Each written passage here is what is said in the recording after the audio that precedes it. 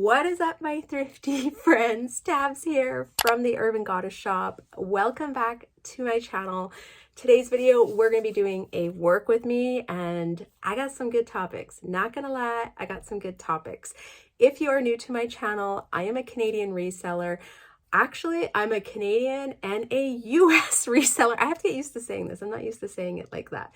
I'm a mom to 2 girls, a wife. I work part-time in a hospital pharmacy, and I love to sell used clothing. It is my jam here on YouTube, and I share everything about my business, helping you grow a side hustle reselling clothing as well. So, thrift gang, we are jumping into this work with me. We're going to do a little bit of life and business update, and then I got to get to the topics because I have a hair appointment today to get my roots done, and yeah, just poor timing. So I promise it's going to be to the point today. Okay, first off, life update. Life's been good. I've been trying to find balance in everything. So hence this video coming out on Wednesday instead of Monday. I have a few ideas to hopefully try and get ahead on some videos, but I do think my work with me's are going to transition to Wednesdays instead of Mondays. And it's more just because when I do work with me's, it's hard for me to batch this content or to do it like a week ahead because I try and keep it applicable to maybe what's going on current. So I think giving me till Wednesday to collect thoughts or ideas for the week will just work better for me. And yeah, the struggle is sometimes real to get these videos out for Monday. So that will give me more opportunity to play around with different videos. But anyways, I am doing some background planning. What else? Jeff and I have been enjoying every moment outside golfing that we can squeeze in before the weather turns. It does seem like the weather is going to hold off for another week or two. So yeah, I'm hoping that we can squeeze in a par 3 9-hole course during the week, and then hopefully one on the weekend, and just getting outside and enjoying kind of the fall weather, maybe going for some walks, just trying to spend as much time outside. We are winter people, like 100%. I actually just told someone this the other day. Denise, if you're watching, we just had this conversation last night at Value Village. I love fall and winter more than I love spring and summer. I actually just love winter. It's my favorite season now. And it's funny how that just kind of changes throughout life for me. I know most people are probably like, hell no. Okay, so let's do a quick poll before we kick this off. What is your favorite seasons of the year? Give me 2 seasons that you love most. I want to hear. I bet you majority of people are going to vote for summer, but I would love to know who else is voting for winter. Okay. Other than that, yeah, I don't know. Things have been good. I have, like, personally, I've been meditating a ton, and I just feel so much better, like just quieting the chatter in my brain. If you struggle like sleeping at night, relaxing, you have like repetitive narratives running on in your brain like I do sometimes, I highly recommend doing guided meditations. And I am not affiliated with anyone. I just go on YouTube, whatever I feel like I need that day, and I usually do them at night before I go to bed. Jeff like falls asleep in like 30 seconds and he's snoring. I put my earbuds in and I just lay there and do a guided meditation. So whatever I feel like I need to hear, or I need to let go for that day, or like whatever I feel applies the best is what I search into YouTube. I put it on, I put my phone down, listen to my earbuds, and just let it go. So that has been helping so much. And like so many people I feel like have been coming to me recently that having different struggles, and my answer to like everyone lately has been, have you tried meditating? I feel so crazy, but it really has had a huge impact on my mood, my like general grounding, my ability to deal with things day to day and to let go of things. So yeah, I just gonna throw it out there. If you haven't tried meditating, I recommend it. It like has done magical wonders to me and my mental health over the last month or so. And I don't want to say meditation will like cure mental illness and things like that. Please do not mix those up. I know that there are things that require medication, therapy, things like that. There are things that meditation can definitely help you with. Okay, so personal, blip, there it is. Business-wise, I did get some good listings up. Not my average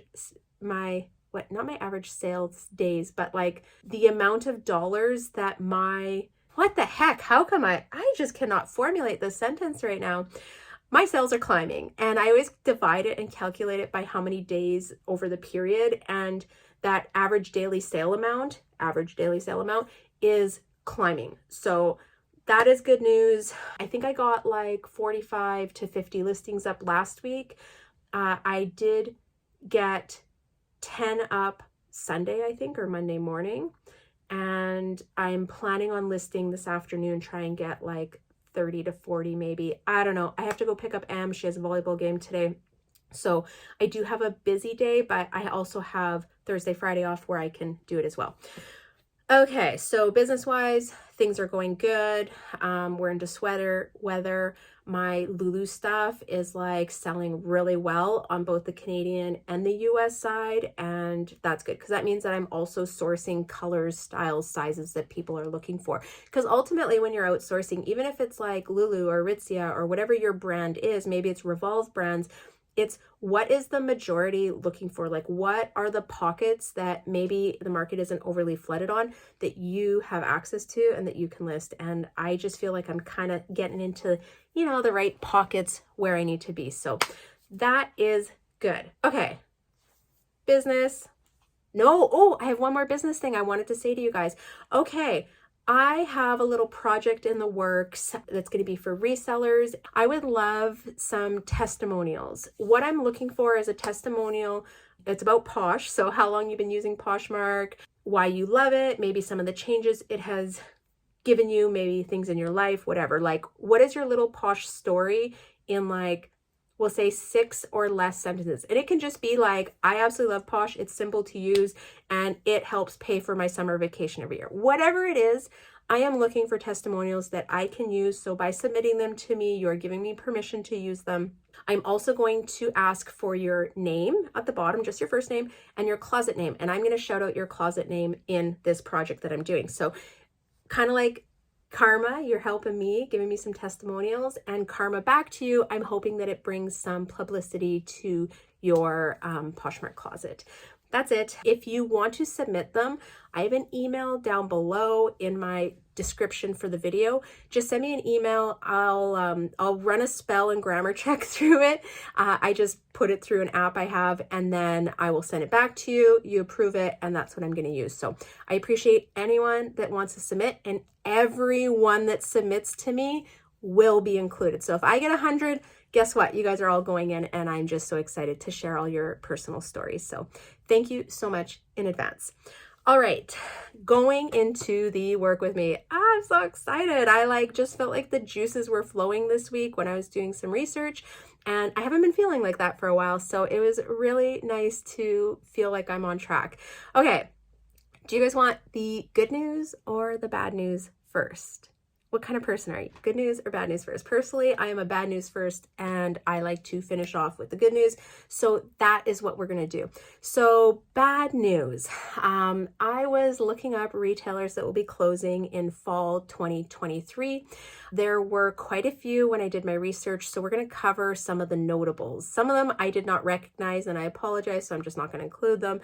But there was a lot of retailers that were closing stores. So I was surprised by some of the larger retailers, which we'll also cover in this, but I think it's part of the consumerism switch, like to online. Everyone's kind of shifting to online, and I don't feel like as many people are shopping in store as they were before. It's just a gradual shift over, and I think it might be even generational. I mean, I know that I personally shop online more than I do in store, and I'm not talking about groceries, but like everything else in life, Jeff and I just order online. We don't want to waste our Saturday driving around to different stores and stuff. We like to keep our time to ourselves. So yeah, I just think people aren't shopping in store like they used to, say 5-10 years ago. So yeah, we've personally switched to buying a lot of things on Amazon. And like, if I have to drive to Walmart, which is about 10 minutes, park, which parking lot's ginormous, walk around the ginormous store to hopefully find, and hopefully the shelf is not empty, and then come back home, like that's 45 minutes usually out of my day just to pick up a few things. I will now order online. And what I actually love about Amazon is that you can set up subscriptions. So some of we have three females in our house, so like feminine hygiene products, I have on auto ship. Every 3 months, we are getting certain things. I put auto ship on toothpaste because it's commonly the thing that we run out in the house. So rather than going and buying bulk a bunch of stuff, I just have an auto ship every 3 months, or I think it's every 2 months, a bottle of toothpaste shows up at our house. And usually it's like perfect timing. I kind of paid attention. There are other things that I'm now ordering too, but yeah, I just love ordering online now. So into the story though, some of the notables that are closing stores: Bed Bath & Beyond is closing completely. They declared bankruptcy and will be closing all 896 stores. Kind of sad because that's one of the stores that we had here in Saskatoon. They've already closed here in Saskatoon. It's just like certain things you would go there for. If you had a bridal shower to go to or a baby shower, I don't know, I would always go there because they had high quality. They had all sorts of stuff, but they really had a good selection of high quality homeware stuff. So yeah, sad about that. Totally sad about that. Next is Foot Locker, which I have like a reminiscence feeling about. So this was one of my first jobs as a teenager. First one was at Fabricland, second one was at Foot Locker, and I actually worked there just to get a discount on my pair of white Fila's. So this would have been the late 90s. I'm thinking probably like 98. And yeah, I remember getting my Fila's and like literally working two more weeks after and being like, this isn't for me. I did not like the commission. I wasn't super competitive with my fellow coworkers, and it was actually downtown and I just didn't like having a bus there and stuff. So I was like, yeah, I'm out.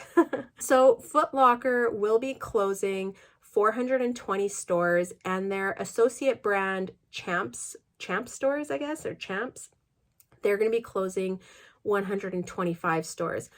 But the company isn't actually closing or declaring bankruptcy. They're actually making a shift, and they're going to be opening 300, and they air quote this, new concept stores, some in malls and some outside. So I find this very interesting. They're doing kind of a rebranding, and this is gonna, I think the goal was like 2026. I'm also going to link down below this article that has all this information into it if you want to take a read for yourself. I'm sure there's going to be brands there that you maybe recognize if you live in the States that I don't recognize living here in Canada. Next one, Bath and Body Works will be closing 50 of its mall-based stores. I feel like this is a pretty small amount compared to what they actually have open. I feel like this store is literally in every single shopping mall. They are actually expanding in other areas. So they noticed that the consumer exodus of shopping malls is like happening. Less people are there, and good on them for adjusting to consumer habits. I just want to put that out there. Like, they're a company that's like, we acknowledge this. It's time for us to change. And I truly think that if retailers don't start shifting and changing how they run their businesses, they are going to sink. And we're starting to see one after another that did not evolve with consumerism over the last 5 or 10 years. And they're just struggling to survive in the old ways that, you know, are maybe from the early 2000s. What worked, 15 or 20 years ago is no longer working for consumers. My kids both prefer to shop on their phone than going to the mall. And I'm actually turning into that way too. And this year for M's school supplies, this is the first year I've ever done it. We bought all her school supplies. I mean, she's in high school, so there wasn't much, off of Amazon rather than going to like Staples or Walmart or wherever you go to get your school supplies, and you try and navigate the aisles and you can't find this and the teacher's looking for this specific brand, whatever. It was like the easiest shopping experience. She went online or on Amazon, looked them up, created the shopping cart. I took a look at it because I wanted to see the prices, and the prices were like bang on for what I was seeing in the flyers. So yeah, I bought them all. They showed up in one box. Bada bing, bada boom. It was done. I just like, man, online shopping, I think, is where things are going. And we know that as online sellers. Next up is The RealReal. They're closing 4 stores and 2 consignment locations in a move to save $2 million in costs. I have heard rumors that The RealReal had questioning profits or profit margins. I haven't really done a deep dive into it, but I know it was something that people were talking about, a few months ago. Unfortunately, I cannot send stuff to The RealReal for them to sell, so I just don't really dive into their information. But if you have anything you want to share on that, drop it down below. Any of these topics, you have something you want to share with us, drop in the comments. We are all in the comments reading, you, me, we're all there. And then lastly, the slew of retailers that will be closing stores here and there, basically like throughout different cities and malls, and more to lean out costs, not like bankruptcy stuff.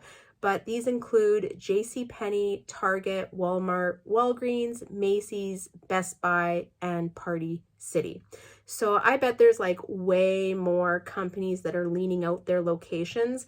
These were just the ones that I saw in the report that I recognized as stores. So if you'd like to read the article, like I said before, just drop down below in the description and I will include a link there.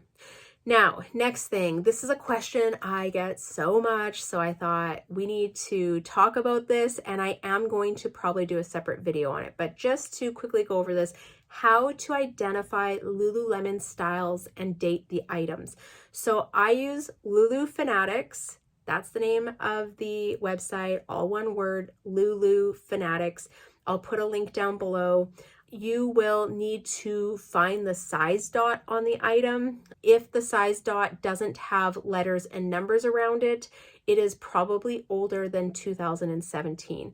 Anything newer than that, this size dot will have letters and numbers around it. These items are a little bit harder to identify, the ones that are older, just because there's really no way for those. I would use Google Lens and take a picture, and when you Google Lens it, and you can add in like the brand or keywords, just put in whatever you want into there and hopefully you can find something that's similar. There have been a few items that I couldn't find anything on, and I just go with descriptive keywords to help describe it, and they'll still sell. Just make sure it's something maybe like that's not too dated, or I don't know. I have my own set of rules, and then I'm sure there's people that sell everything opposite of my rules. So whatever works for you, you try.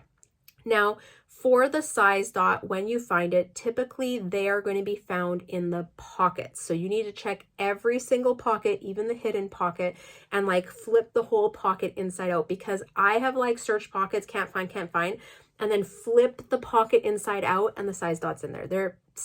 I don't know, sometimes they're just like super hard to find.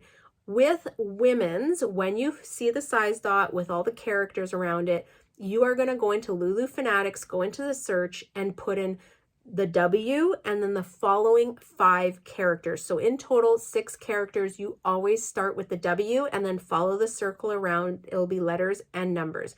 Enter those in, hit search, and you should get the style pop up, and then you'll probably get multiple colors that style came in. I usually try and color match, click on that. From there, you'll be able to get the style name, what year it came out, and what was the suggested retail price. So that's some really good information. I like to know what the date is. I've said this before. If the item is like 2 years or newer, so if it's 2021 or newer, I will actually put the year into the title to help sell it, because it's letting people know that this is a really current style. Also on the size dot, you can typically find when the item was actually manufactured, and there'll be 4 digits beside each other, and it'll usually be the month and the year. So it'll be like, so say it was made this month, it would say 0923, and then that would tell you. A lot of times I'm like finding items from like 2021 or 2022, and it'll be like 0421. So you can pay attention to that as well to date when the item was actually made. Now, if you have men's items, I find those size dots are super tricky to find. If it's in the pants, commonly I'm finding it in the front pocket or in the back pocket on the butt part. And when you search up those characters, again, it's going to be the 6 characters starting with the M. So you're going to enter the M and then the 5 characters after. That is how I identify 99% of the Lululemon that I find. And again, if it doesn't have those letters and numbers, it's older than 2017. So I hope that helps you when you're trying to figure out how to look these things up. The size dot should be in a pocket. The only other thing where the size dot isn't is I find a lot of tops, they don't have them in. But anything that's like pants or shorts, if it is new, it will have a size dot somewhere. No. There's been like 1 or 2 styles that I cannot find the size dot for the life of me, but I think they're older than 2017. Their tops are a little bit of a different story, but I hope that helps when you are trying to figure out styles. Another question that I get are for the Aritzia items and how do I find the styles for Aritzia items. So on the material content tag, you should find an article number. It's usually on the back side, I believe, of the material content tag. I will Google search the brand. So for example, we're going to Google search Babaton. What is the item? It's a cardigan, a pair of pants, whatever it is. And then I'm going to put the article number after that. If it's relatively current piece, it should lead you to the Aritzia website, and then you may have to narrow down color or specific features, but it will give you a starting point with a style name usually, and then you can Google search from there. A lot of times, like finding stock photos, it's like investigating. you gotta keep looking, and unfortunately sometimes it takes me like 5 or 10 minutes to find a stock photo for an item. But if it is a current item, it will take you directly to the website. Just so you know, if you're like, I don't know how old this is, if it is new, it will take you to the website. And yeah, that's how I figure those out. So I hope just those 2 tips alone help you while you're outsourcing and listing and trying to figure out style names, age of material, like age of the items and colors and all that kind of stuff. Another question I've been getting a ton of is my cross-border shipping, which I am happy to announce I'm going to have a video coming out really soon in the next week or 2. I'm hoping to record it this week, and it's going to have the basics of how I am doing my cross-border courier. I know a lot of people that originally had the questions, I would just kind of be like, hey, contact Stallion. This is like the basic steps, but I'm going to try and do a video that it just explains it a little bit more. I have been doing it now for a few months, so I feel like I have a good idea of everything, how it works. I still am having some struggles, but it is what it is. I'm letting it go. I'm making money. My US closet, when I convert into Canadian dollars, is outselling my Canadian closet, so I consider that a big success. Yeah, I freaking love it. I'm just so excited to be able to sell in both countries. That's so cool. Oh yes, I recently had another question about how much would I pay for Aritzia items, and I've actually received this question a couple times, and people will ask like, how much would I pay for these pieces, and how much. There's so many factors that go into how much I would pay for an item. What is the original price of the item? How old is the item? What is the condition of the item? What is the color of it? Like, there's so many things when I pick up an item as to how much I would be willing to pay for it. So I got to read my blurb here because I had quite a bit to say. So I understand Helpsy is selling secondhand boxes of 40 pieces for Aritzia items. Here is my take. This is just my own personal opinion. I know other people are going to have different experiences, and that's totally cool. Like, to each their own, but I'm going to answer this from my own personal experience. I've never ordered from Helpsy, but I have ordered from other wholesalers, and I know people work from one to the other and and all this stuff. They're all connected. Anytime you buy from a wholesaler, you are taking a risk. If you think you're not, you're fooling yourself. It is a risky way to purchase inventory. There is no guarantee of the age or the quality of the items that you're going to receive. I find Aritzia items are quite trendy and very, like, how they sell and how much money they fetch is definitely based on what trend and age the item falls into. I've had items that are older but are very like classic styles that still do really well, and then there's items that like don't do well. The older prices don't hold as much value, and condition is definitely important. Sometimes the items are like, not even sometimes, many of the items are shrunken or like twisted and things like that. So you really have to pay attention for that. Many of their items retail for less than $50. Like, there's a lot of items that they sell that are quite affordable, and I personally do not pick those up. There are a few exceptions to this, but my general rule of thumb is it needs to be a substantial piece or like super on trend where I think I'm going to make, 15 or 20 bucks really quickly. I find a ton of shrunken pieces at thrifts and buy sell trades, so I would be very disappointed if I received those in my box. And I don't think, unless you shop there and wear the clothes, you're going to have troubles recognizing. I mean, I hope to think everyone can recognize when a sweater is shrunk. This is supposed to be a medium. There's no way this is a medium. Look at the stock photo. Does this look like it would fit someone of that size the same way? Like, to me, it's like a common sense, but I know it's more of a learnt skill as well. Anything that's shrunken to me is completely worthless. I would not pick it up and I would not sell it. In the event that I accidentally pick up things and realize that they're shrunken when I get home, I donate them. I take them back. I don't even sell them. I think I would be so sad to be a buyer and purchase something from someone and to realize that it is shrunken. So I refuse to sell pieces that are not of good value and size. Anytime you purchase from wholesalers, you are gambling, let's say that out loud, with your money. You're trusting that they have your best interest at heart. And that's my little pep talk on it. The choice is up to you. My cost of goods, typically, if you're converting into USD, is $5 to $15 an item, but my ASP on those items is averaged about 60. So my average sale price, if I take all my Aritzia items, is $60. Do you think that you're going to get a bunch of items in that box that are selling for 60 or more? Do you know what I'm saying?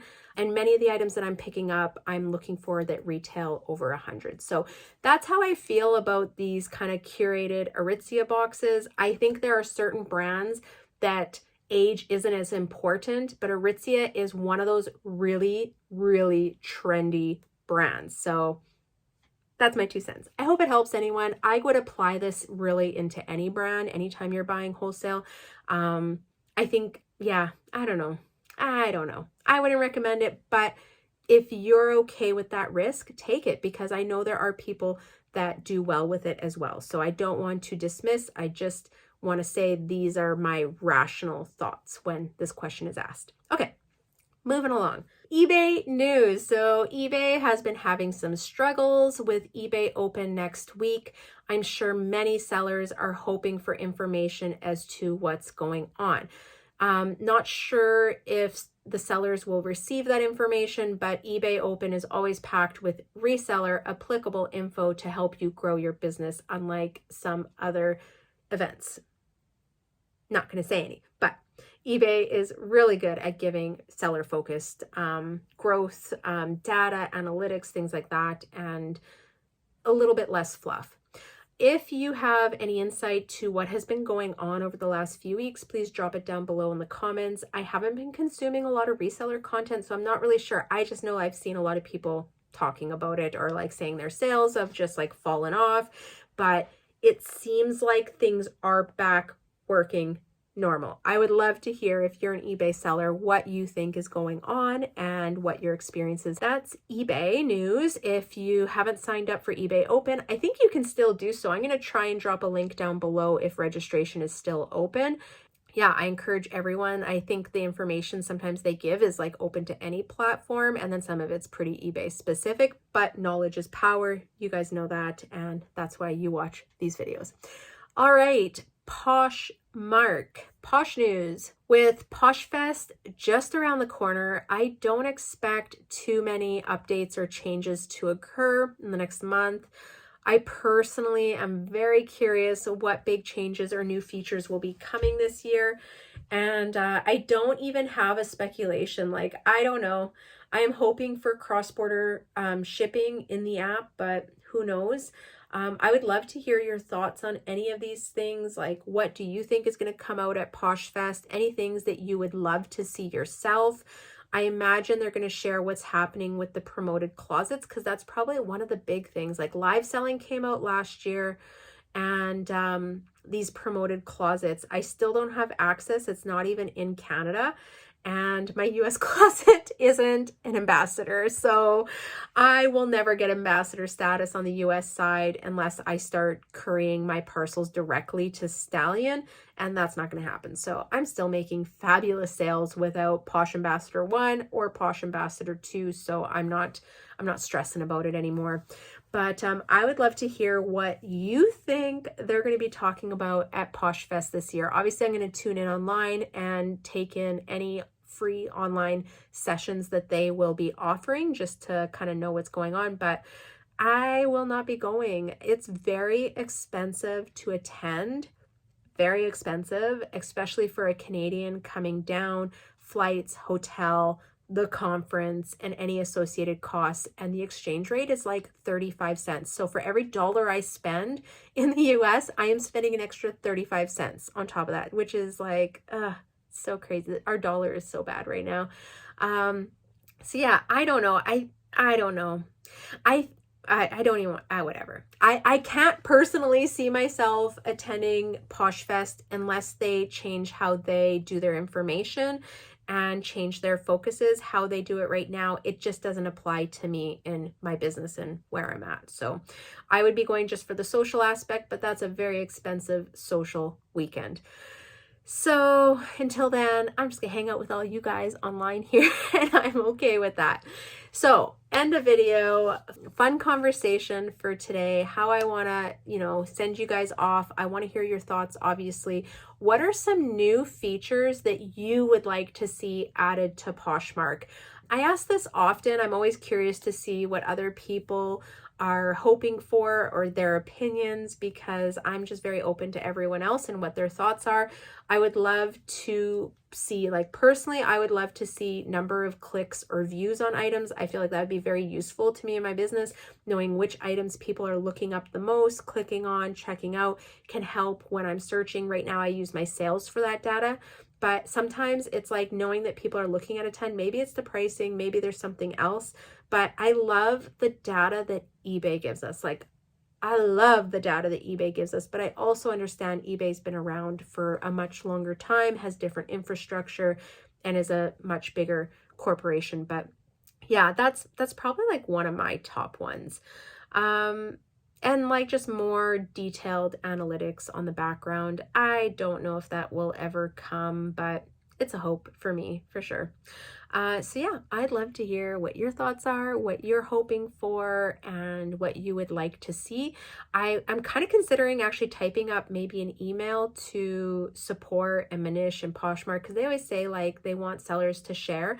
So I may compile a list of everything that people's requesting, and I'm sure everyone puts these in as private ones. I don't know. I'll try and do up a letter for you guys and send it in. So drop your thoughts down below as well, and I look forward to reading them. All right, guys, we're gonna wrap this up. I feel like we had a good video, lots of topics. If there's anything you want to suggest, I have a Google Doc down below. Don't forget to click it. You can submit any questions or topics that you would love for me to cover in a future video. So until next time, I'm wishing you guys all many sales, so many sales. I hope everyone's businesses are starting to turn that corner and you're starting to see an increase in sales. And yeah, just sending us all prosperity. And I will see you guys next time. Bye.